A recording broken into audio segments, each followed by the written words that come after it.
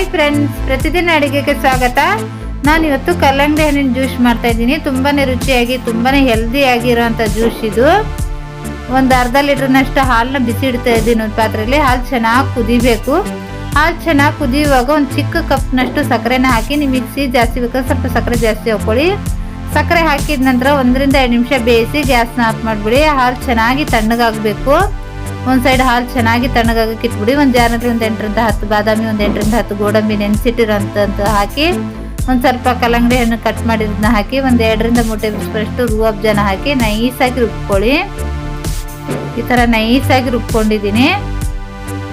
ನಂತರ ಹಾಲು ಚೆನ್ನಾಗಿ ತಣ್ಣಗಾಗಬೇಕು. ಹಾಲು ಚೆನ್ನಾಗಿ ತಣ್ಣಗಾದ ನಂತರನೇ ನಾವು ರುಬ್ಕೊಂಡಿರೋಂಥ ಕಲ್ಲಂಗಡಿ ಹಣ್ಣನ್ನು ಹಾಕಿ ಮಿಕ್ಸ್ ಮಾಡಿ ಹಾಲು ಬಿಸಿ ಇರುವಾಗ ಹಾಕಿಬಿಡಿ.